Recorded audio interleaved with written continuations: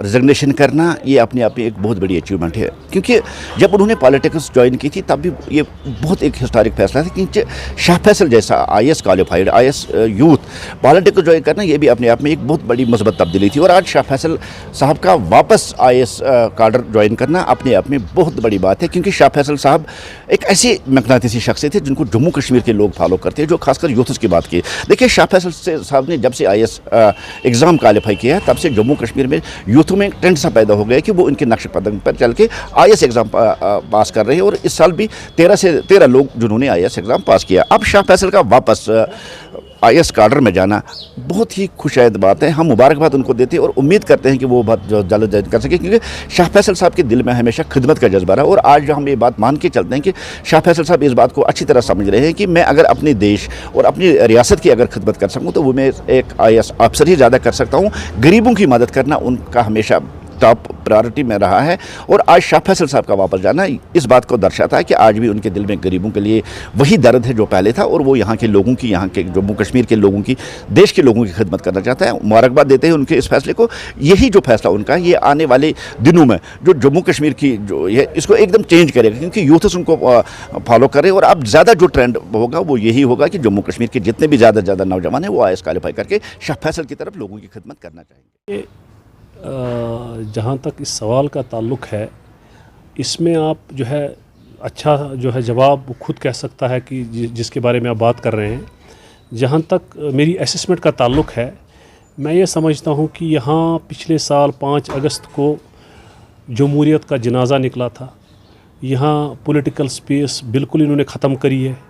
यहाँ देखिए आप 3 एक्स चीफ मिनिस्टर्स पीएसए के तहत बंद थे। अभी भी एक chief minister madam Mehbooba Mufti PSA के तहत बंद है।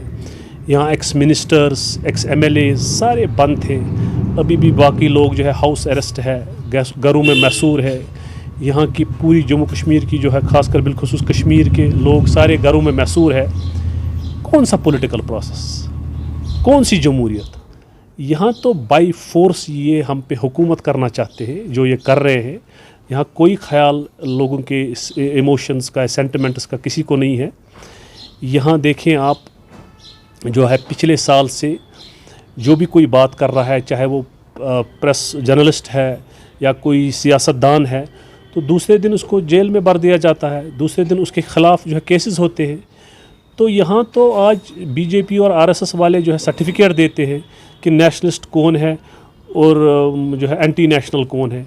यहाँ तो जिन्होंने 70 साल काम किया है आज सबको ये एंटी नेशनल कहते हैं। ये तो सब लोगों को कहते हैं कि आप एंटी नेशनल हो। तो मुझे लगता है इससे जो है ख़राबी हो रही है, डिज़ास्टर्स हो रहा है। तो जमहूरियत का कहीं नामो निशान नहीं है। यहाँ पर अगर इनको वाकई पॉलिटिकल प्रोसेस जो है स्टार्ट करना है तो उसमें ज़रूरत है कि जो ट्रस्ट डेफिसिट है उसको जो है दूर करना है। ट्रस्ट डेफिसिट में जो हम बात करते हैं, इनको जो हमारा स्पेशल स्टेटस है वो जो रेस्टोर करना होगा।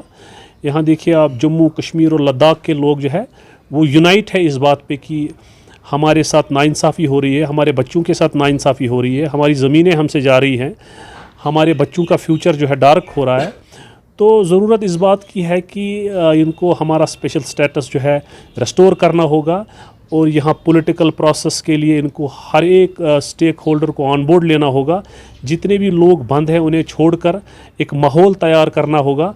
तो उसके बाद हर एक इंसान से बात करके सारे मसले हल हो सकते हैं। तो आप समझते हैं, do you think that Shah Faisal's decision is right? देखिए, ये वो कह सकता है ये सही है या गलत है, इस पे बात करना कबल वक्त है। मगर मैं ये समझता हूँ, मेरी ये असेसमेंट है कि यहाँ जो है डिज़ास्टर्स है, यहाँ कोई पॉलिटिकल स्पेस नहीं है।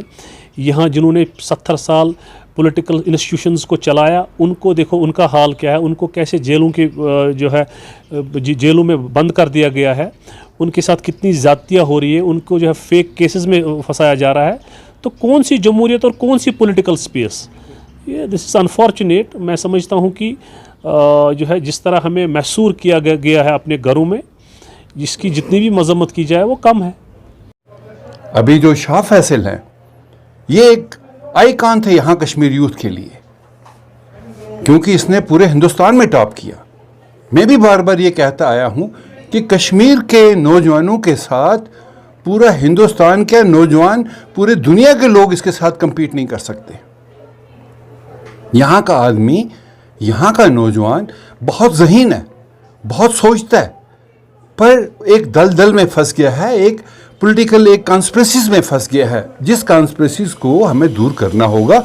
और शाह फैसल जब यहाँ आए, जब उन्होंने पॉलिटिक्स ज्वाइन की, मैंने भी उन्हें यही कहा था। मैंने कहा क्या आप कोई नौजवानों के लिए कोई प्रोग्राम लेके आना चाहते हैं या कुछ है आपके पास प्रोग्राम? बट मेयर टेलिंग कि मैं पॉलिटिक्स में आ रहा हूँ नौकरी छोड़ के। उन्होंने पॉलिटिक्स ज्वाइन किया, लेकिन उनके पास कुछ भी नहीं था। उनके पास अगर आईएएस उन्होंने क्वालिफाई किया, he had some administrative capabilities, he should have worked as a good administrator, वहाँ काम करते। अगर पॉलिटिक्स में आते तो कम से कम कोई प्रोग्राम रखते। उन्होंने अपने सारे इस पिछले 1-2 साल से, जब से वो पॉलिटिक्स ज्वाइन किया, कोई प्रोग्राम पब्लिक के सामने नहीं रखा। दैट मीन उनको लगा कि वो यहाँ कश्मीर की इस सियासत में फिट नहीं है। फिट होने के लिए आपको प्रोग्राम देना चाहिए था। तो अब वो मजबूर होकर, जब देखा उनको कि कहीं से सपोर्ट नहीं मिला, लोग उनके साथ नहीं चले, तो मजबूर होकर छोड़ के चले गए। तो इसलिए शाह फैसल ने कोई ये सही फैसला नहीं किया था अपनी लाइफ में कि उन्होंने एडमिनिस्ट्रेटिव सर्विस को छोड़ के सियासत ज्वाइन की थी। अगर ज्वाइन करते भी, लेकिन प्रोग्राम